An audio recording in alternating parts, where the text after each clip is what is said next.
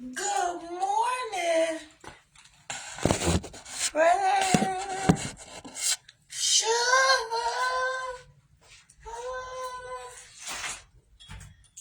One. How you doing, baby? Happy Friday. Made her.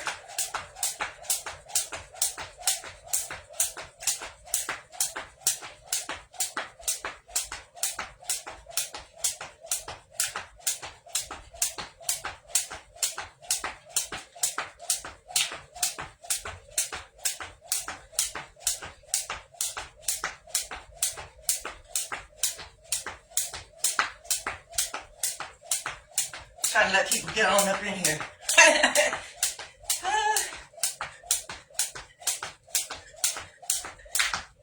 Happy Friday. And today on Coffee and Conversation with your girl, Shakenya. I'm out of breath now. Let's do the weights. Work on these arms. And y'all, today, I ain't gonna keep you too long, right? 2, 3. But we on them girls still. We still raising our daughters. Yep, and I think we in part like maybe 64. Is it 64 or 54? Let me check. I know. And also, when you get a minute, can you get a copy of my book? Dysfunctional Family Knot. You can get it from Amazon. And you can get it from LuluPublishing.com. Yeah, I appreciate it if you do that. I'm trying to get on the bestsellers list. Yep, I want to eventually turn the book into a movie. If I can. Yeah, I think it'd be a good read. By me writing it from a child growing up and then having journal entries throughout the book for what I was dealing with while I was writing the book. I think it'd be a good movie spin having the flashbacks going in and out, right? So yeah, we'll see. I hadn't gotten to that point yet. I was going to do that after I got the trailer complete. But with the baby being taken out, I had to scratch that. That was part of the plan I had to scratch, yeah. Because now I got to find somebody to play her. Why should I have to find somebody to play my daughter, right? I know. Man, this is so tragic for us. This is about the most traumatic thing that I think that has happened to us as a family. That baby being pulled out of our lives and just gone. For the last 6 years, no communication, no relationship, not seeing her. Can you imagine not seeing your baby for 6 years and she's alive? You think about that for a minute. No, they're not in the military. They're not gone. Just you still talking to them while they're gone in the military. You probably still see your child in prison, right? I haven't seen her, haven't heard her. She's been here. She fly in and out to see her dad and his people. What could I have possibly done as a mother to deserve this?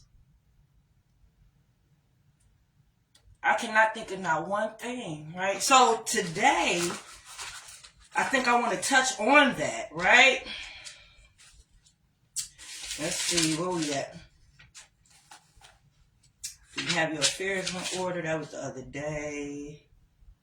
We are raising our daughters, part 64. I was right. Yeah. And we are still in 2016. I know I said I was going to age them this week, but it's been so much going on. Then I didn't come on the other day. So we still in 2016. And my daughters are 13 and 17. So we have an 8th grader and a 12th grader. And they still perfect. And I wanted to pause for a minute because I know every day when I come on here, you hear me crying about missing my baby. I'm always talking about the bad, right?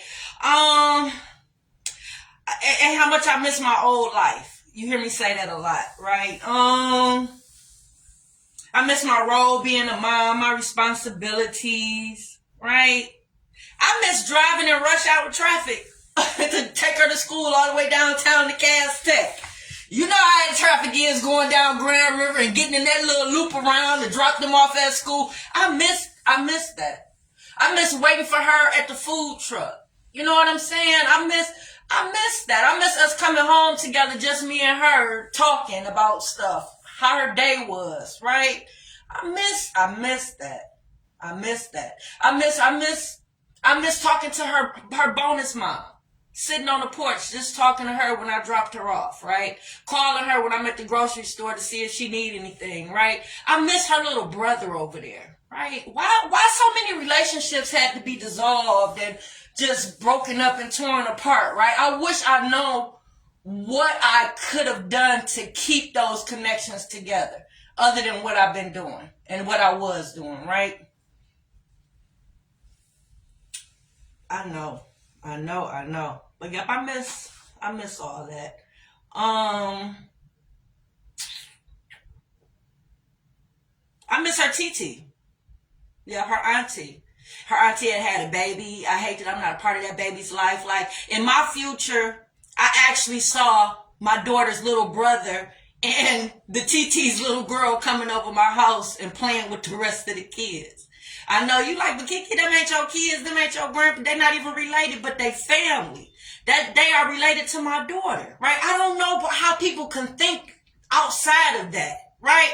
I was not raised like that, so a lot of it depends on how you were raised, right? So, yeah, I was looking forward to that because I love all kids, right? That trampoline was the best investment ever.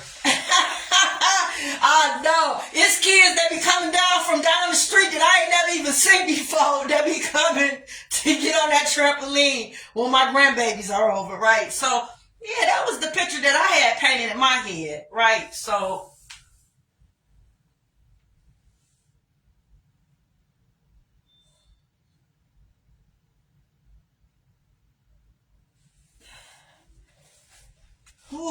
working on that summer body. Um,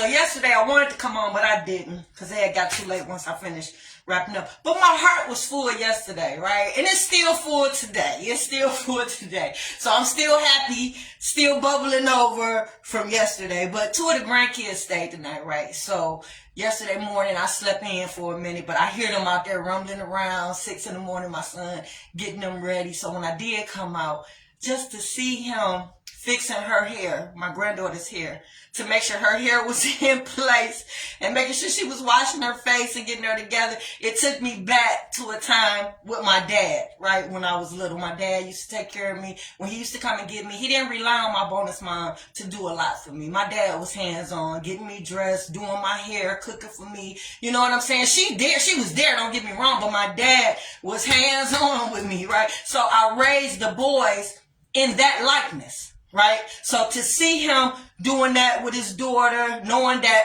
as they were growing up, I taught them how to do hair, taught them how to cook, taught them everything that my dad knew, right? So just to see it in him, getting her ready, getting on his son about brushing his hair, right? Just to see that took me back to how I was with them, right? So when little boy, when they was leaving, my grandson smelled like cologne, right? So I'm like, oh, you put some cologne on him, right? He was like, no, he got his own, right?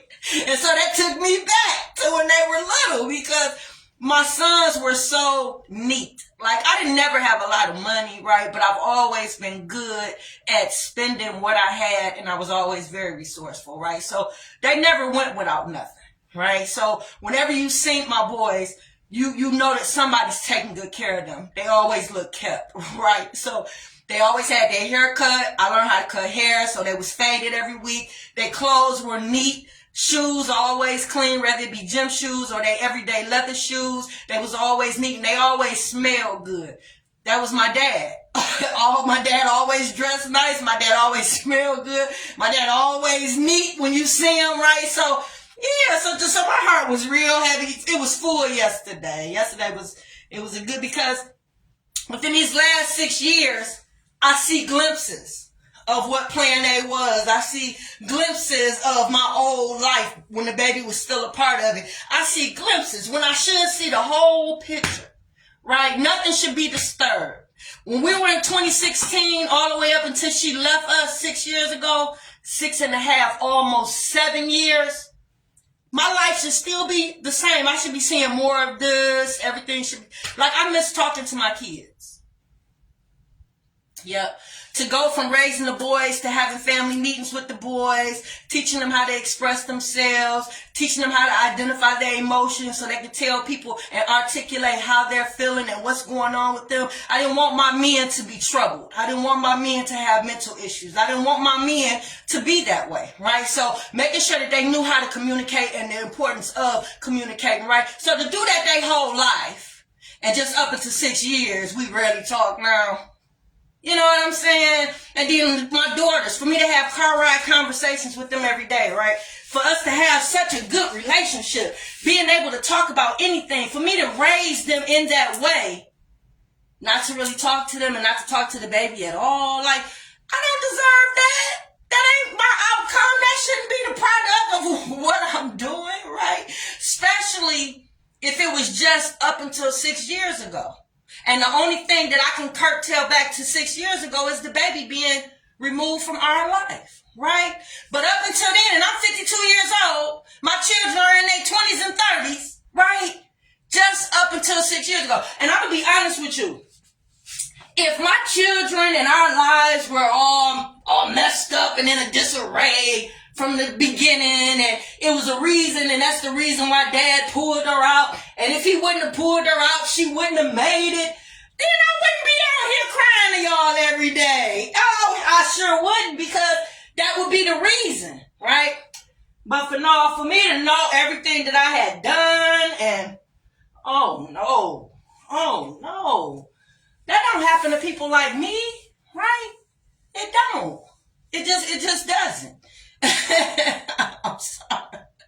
I'm sorry, but it just doesn't. It takes a lot of work. It would have had to take a lot of work on my end, right? Meaning that I would have had to be the type of mother that lays around, don't do nothing, ain't got no job, uneducated, on drugs, mental issues, neglecting to abuse my children, choose dudes over my kids, don't do nothing. I would have had to be that type of mom for me to suffer the fate that I'm suffering now, which is no relationship with my baby. Not seeing her as if I have done something wrong. So we're going to dive into it just a little bit, right? Because I don't want y'all doing the same thing. And I don't want y'all going through the same thing that I'm going through. Yeah, even my little brother.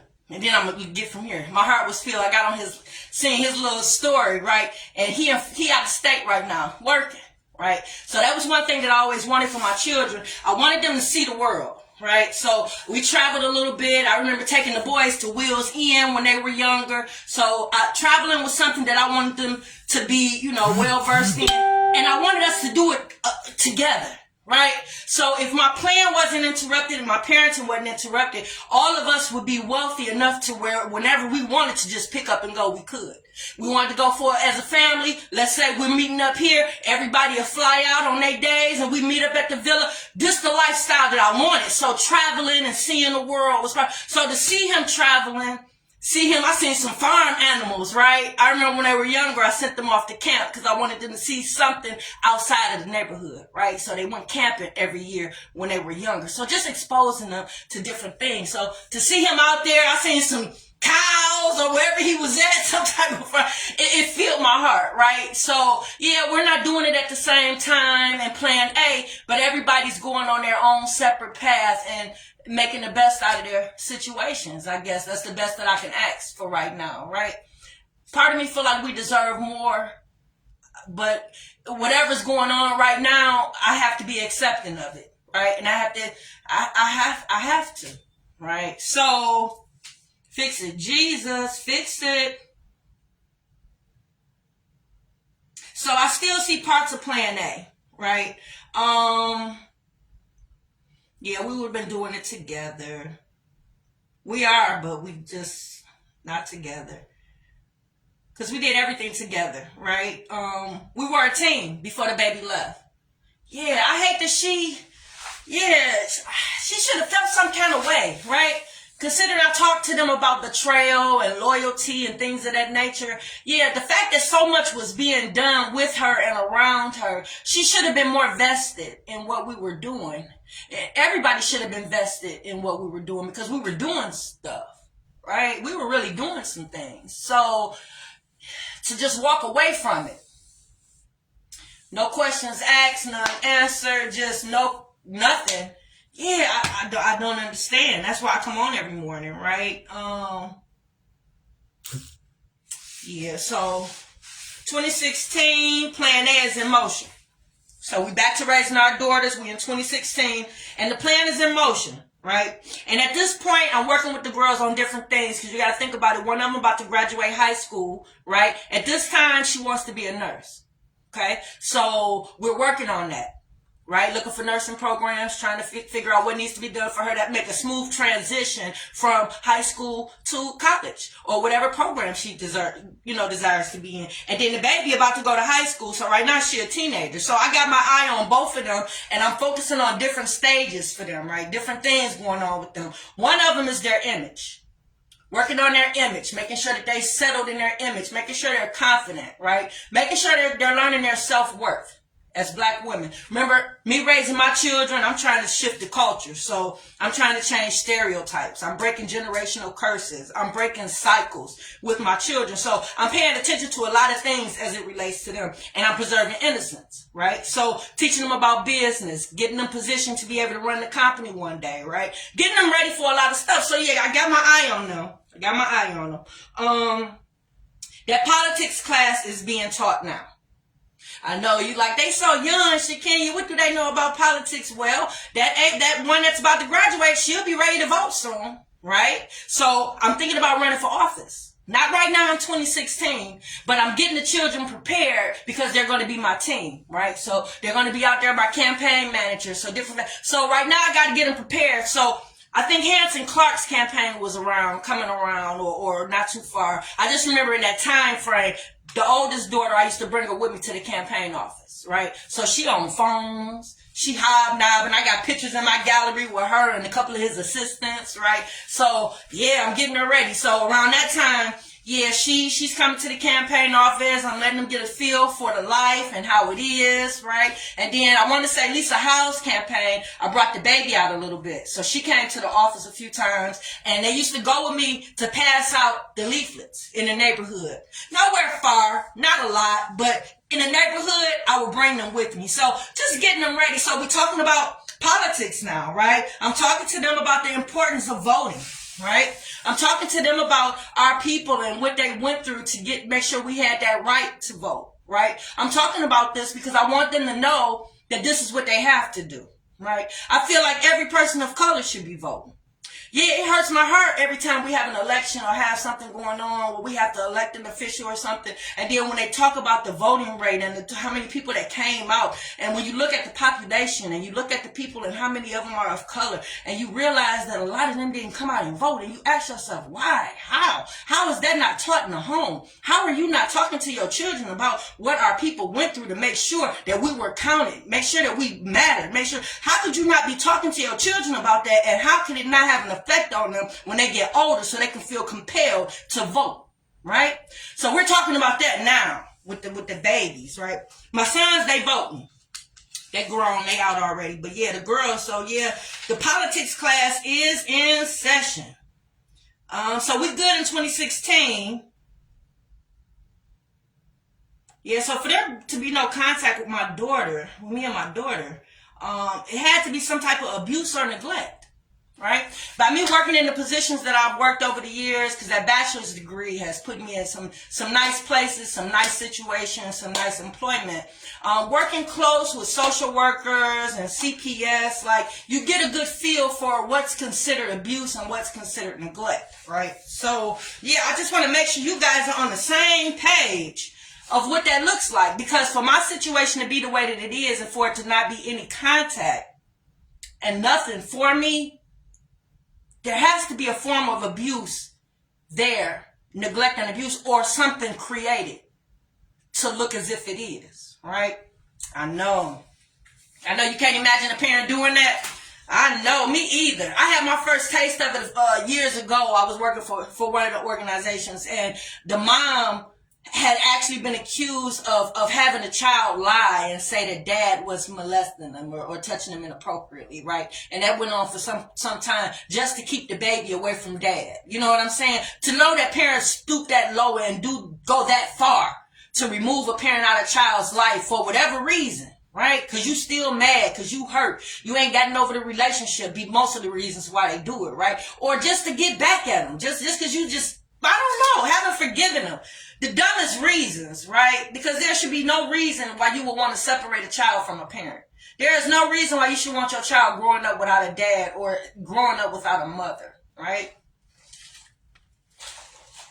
To not think that it's not going to have an impact or affect your baby. It's crazy to me, right? That's nasty work, right? So you have to identify that. And both of y'all have to be on the same page with what that looks like. Yep. Like y'all both raising this baby, now that y'all done broke up and y'all in separate households, yeah, y'all both have to determine what means this and what means that, and y'all have to be on the same page as it relates to that, right? Like for instance, I don't feel whoopings is abuse. I don't. You discipline your child, physical abuse, you whoop them, you pop them for something that they did. I don't feel. Now, if you whooping that baby every time you get home, you whooping that baby every time something go wrong, you whooping that baby, yeah, that's abuse. That's abuse. But if you whooping a child because they done did something wrong, that's discipline to me. But you got to define that, right? I'll pop a child if I got to talk to you 2 or 3 times. Yep, I will. I'll pop you if I start the countdown and I get to 10 and you still acting out. I got it. I will. Right? But you gotta ask yourself, what is that? How do you label abuse? How do you label neglect? In my case, when it comes to neglect, I'm gonna look at that young lady that's on trial right now for leaving her kids. I don't know I think they were in Pontiac. I can't remember exactly where they were, but she had her children were left alone for years, right? That's neglect. Ain't there nothing for them babies, right? But you got some people that are putting neglect in the category because you can't buy the child no new shoes or an iPhone. They'll place materialistic things in that place of and make it seem as if you're neglecting that child because you're not able to buy or you will not buy. I know it sounds stupid, but just roll with me now because by me being in the situation that I'm in, I have to always look outside the box. I have to always think about what if, I got to always think about stuff that might not be. Because obviously something happened, right? So yeah, that right there might be one of the particles in my situation or in my scenario. Maybe abuse and neglect was defined as something different that I'm not aware of, right? Because obviously I've done something. Right? Because a child just don't go missing. A child just don't. It's hard to tear a child away from their mother. Right? So obviously, I must have did something, right? Yeah, I must have did something. So, yeah, y'all have to determine what that looks like. Right? What's good behavior? What's bad behavior? Y'all got to determine what that looks like. Because if you telling the child no over here, they can't do something, and then when they go over to the other parent's house, that parent is allowing them to do it, that somebody is being allowed to do bad things, and also they might be getting rewarded for doing something bad, right? So that means a parent is over there condoning bad behavior, right? So you got to determine what's good, what's bad, right? What's right, what's wrong, right? You wonder why your child lacking common sense. You wonder why your child don't know what's right, what's wrong. It's because it's not being taught, right? And if you're teaching one thing and the other parent is teaching something completely different, your child ain't being taught nothing. Because I'm quite sure they're conflicting because they're the opposite, right? So you got to be careful with these things. And y'all have to be on the same page. And by y'all being the adults, it shouldn't be hard to do. It shouldn't be hard to do. Yeah. What's good, what's bad. We had a few incidents, right? I'm gonna let you know that. We did have a couple incidents. Nothing to the point where a dad should have been removing a child or conditioning her mind to feel like she'll be better off without a parent, without a mother. No, I'm not gonna say that, but we did have a couple of incidents that needed to be addressed by me and dad together. As a team, as a couple, as a unified front. A couple things we should have addressed. Yeah.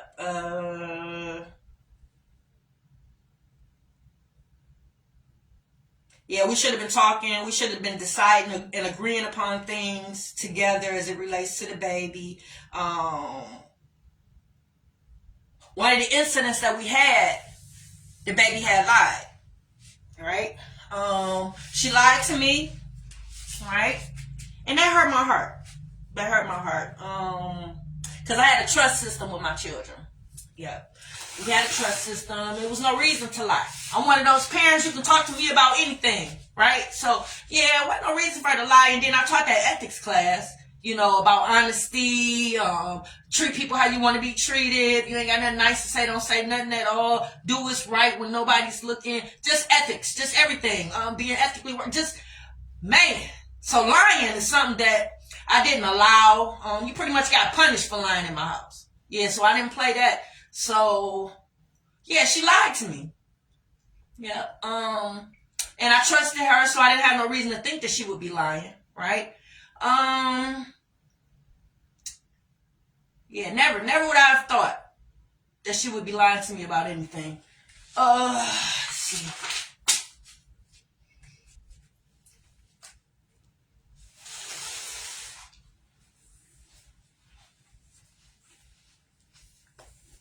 But I will let you know that Dad was a liar. Oh yeah, Dad lied to me in the marriage. He was a cheater. He lied to her about things. He lied in front of people, lied to people. And I'm quite sure some of the lies he told, she was quite present. For her to feel so comfortable to lie to me, you got to figure out where it came from, right? I didn't allow people to lie to my children, right? The times that I found out he lied, I made him correct it and apologize, right? Yeah, I just didn't. Why lie? Even in my youth program, attitude adjustment, the children, I told, why lie? What's the reason for lying? You know the truth, because you was right there. When you got to tell a lie, then you got to tell another lie to cover up that lie. Then you got to remember the lies that you told and who you told them to. Like, it's so much easier to just tell the truth, right? So, yeah, that's something I didn't condone. So I never would have thought that she would have been lying. He lied to somebody and said she was solely living with him before she actually was, right? That's staging the scene. That's another manipulation tip, right? That means they setting the scene up. So whatever lies he was telling people, whatever he was telling people about me or not talking about me at all or making it seem like I wasn't doing what I was supposed to do and making it seem like he was doing more than what he was, about 2 or 3 years later after that, she was fully living with him.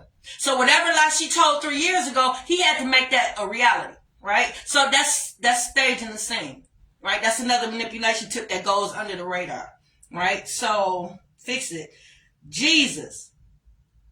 When a mutual friend asked if he knew how I was doing and whatever, he said he didn't know. He hadn't talked to me.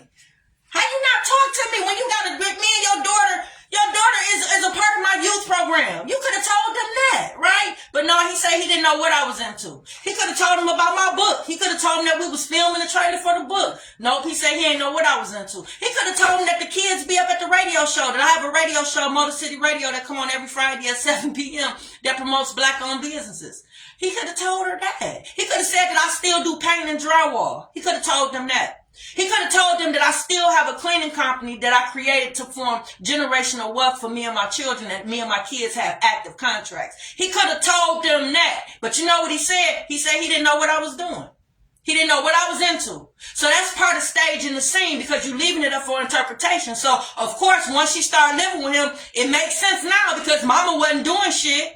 Mama wasn't taking care of her. Mama was unfit, right? Because you set it up that way, because when somebody asked you what I was into, not one time did you say, oh, she got her bachelor's degree, she got a cleaning company, she wrote a book, she got a youth program, she be on feature. And then the person that asked said I was on the news that next day with my youth program. And he couldn't understand. He said, your baby daddy weird as fuck. And I said, why you say that? He said, because I asked that cat how you was doing and what you was into, because I couldn't find you on social media, just checking in with you. And I seen you on the news. How could you not be doing something if you on the news, right? Fix it, Jesus, fix it. So I already know he was doing that, but I didn't think it would have affected nothing, right? Yeah, because if he doing what he doing, but I'm doing what I'm doing too. Like, nobody should have had more of an impact or influence on her than me. Not the grandma, not the daddy, not the TT. They could have played their part, but the way I was moving and the things that I'm doing, nobody should have had a greater impact on her than me. So why so many people was trying to impede and step on my toes and take my place, I have not a clue, because I was doing such a good job. She wouldn't be the woman that she is today if it wasn't for me. If it wasn't for everything that I did for her and the other children and everything that I put in place, the parameters, the prevention measures, if I wouldn't have done the role model the way I am, right? The environment I had them in. Do y'all know I wouldn't allow nobody to drink alcohol and smoke cigarettes around them in my house? Do you know I wouldn't allow nobody doing drugs around them in my house? Do you know I didn't allow anybody to cuss around them in my? Do you know I wouldn't even play music that they couldn't even watch? They couldn't even watch movies as if it was PG. I know, and I know you say that's a bad thing. It sounded like I was running a prison. No, I was raising children, and as they got older, I allowed them to do more. But children. It's certain things children shouldn't be doing. It's certain things children shouldn't be exposed to. It's certain things children shouldn't hear. And it's things that children shouldn't fucking see. Right? That's how I was raising my kids. Right? So for a dad to have such a problem with that, I don't know. Because he was okay with it when we were married. He was okay with how I was raising my children when we were married. Yeah.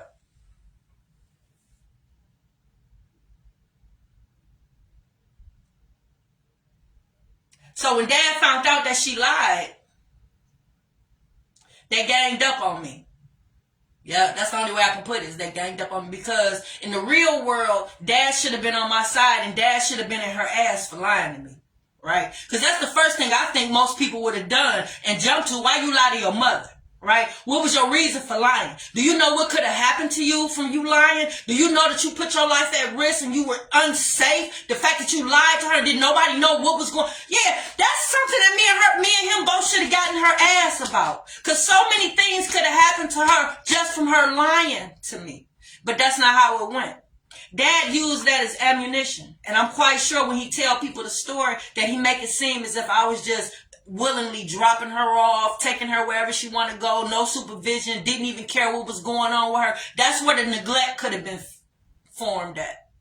Dad could have made that seem like a neglectful situation instead of what it really was. And what it was our daughter was fucking lying and she needed to be disciplined. Because lying is something that I'm not going to tolerate. And me and Dad should have had the same morals and values, because if we did, lying should have been something that he wasn't going to tolerate. Right? So when y'all raising these kids, y'all got to be on the same page about everything. Right? So if Dad is using that as a reason or part of it, that's sad. Because it's so far from the truth and what reality is. Reality is we had a daughter that was getting out of hand and we both needed to put our foot on her neck and hold it down. Right? We had to, figuratively, of course, y'all don't ban me. No, you know what I mean. Meaning that this shouldn't have got by. Right? Because she wasn't punished for this. I was. Yeah. Because soon after this, she went to stay with Dad and I ain't heard from her since. So everything that I was doing all the way up until 2016, somebody should have been keeping score. Somebody should have been keeping track. Yeah. That's why when we first started this mission, we put it up as a crime scene and we put up our board. We put your side of the family up. We put his side, your baby daddy side of the family up. We put the kid on the board and everybody was like, well, why you got the kid on the board? The kid was a victim. The parent manipulated them. Yeah, but some of y'all children are old enough to know better. Mine was 15 and a half when she left. That was long enough for me to instill whatever I was instilling with her, as well as whatever Dad was instilling in her. But she should know right from wrong. So at 15 and a half, she should have known right from wrong. But now that I look back at it, did she really? Right? Because if Dad had been fighting me this whole time, right? Because we already know as of 2016, even though everything was going good in my household, we done already pulled out 16 manipulation tips that Dad is using. We're going to throw in 17 because I know staging the scene was used because somebody told me that he said that the baby was solely living with him. So that's not something that I just pulled out of a hat. That's not something that I made up. Somebody physically said that Dad made it seem as if she was solely living with him and he was the one taking her to school and taking care of her, when I was the one very active doing that. Right? If I'm getting up every morning, I'm taking her to school, I'm picking her up, I'm taking her to practice for golf, cheer, basketball, volleyball, I need to be mentioned. Yeah, a dad can't say I if I'm on the other side doing all the heavy lifting, right? So to disclude me, just take me out altogether and not even mention me or talk about me, and I said, made it seem as if he was doing all of that. Like I wasn't even in the picture. And this was 3 years before she left. right? So we're going to throw that in. So that's 15 manipulation tips that we know that dad is actively using every time I drop her off, as well as every time he calls her on that phone that I asked him not to get her. And then we know that he's lying. We know that so we know all this is going on, and we know that 4 incidents has happened, right? We know that grandma told her to call CPS on her stepmom. We know that grandma now called her a bitch once that I know of by this time. Yeah, well, she's already said to me 2 years prior that just because my dad and grandma do what they do for me, that don't mean that you neglect your responsibilities as a parent when it comes to me. She's 11 years old when she said that to me. So I had to nip that in the bud to let her know what I do as a mom so that she won't say that again. And she didn't. But the fact that she said it at 11 lets me know that grown folks is talking to her about me, right? So we know that has happened. And what else happened?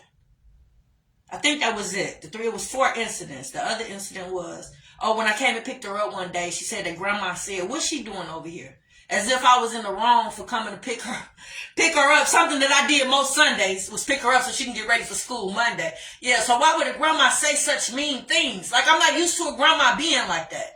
You got to keep in mind, I was raised with my grandma on my mom's side. I was raised with my dad's mom, and I was raised with her mother. So I had my great grandma. I was raised with elders. So it's a certain way that you're supposed to be when it comes to grandparents. And his mother was not that. She was not that. She was not a healed woman. She was a bitter woman. She was an evil woman. And I can just imagine what his childhood was like. Right? But I can't dwell on or feel for him right now because I'm feeling for myself. Because of how she raised him, that nigga took my baby from me. Right? So I can't have sympathy for him and his childhood and things that he didn't heal from. And I can't. I got to worry about me now because my heart is broken because my baby is out of my life. Right? So, yeah, it was no excuse for none of it to take place. We've already talked about that. So all of you said y'all baby daddy wouldn't have done none of the things my baby daddy was doing. Right? So we're going to talk about that. So in 2016, all that is going on right now. Because you got to understand that everything that's going on right now has contributed to her not being in my life for the last 6.5 years. So it's a build-up right now. It's a build-up. So we know that the hate seed has been planted. We know that jealousy and envy seed has been planted. We do know that. So all this is going on at Dad's house. All this is going on in Dad's house and under Dad's watch. Because in my house, we ain't doing none of that. In my house, we loving on one another. In our house, we supporting one another. In our house, we thinking about the future. In our house, we're talking about legacy. We're talking about inheritance. We're talking about businesses. We're talking about generational wealth. We're talking about how we're going to grow and expand as a family. We're talking about teamwork. We're not talking about separation and division and hating on one another. We're not talking about that. Right? So you got a child that's growing up in 2 different households, under 2 different teachings, under 2 different sets of morals and values. That's what my baby was. Yep. She was growing up in 2 separate houses. So you got in one family, she's being taught fuck family. And then on this side, in this household, she's being taught, hey Cynthia, shout out to Flint, Michigan. In this household, she's being taught for family. Family is all you need. Family comes first. Those are 2 different ways of being brought up. Right? So at some point, you either got to split or pick a side. She chose a side. She chose her dad. Right? So that's it, y'all, for today. I know I ain't do much of a workout. I'm going to get back to it. Enjoy y'all day.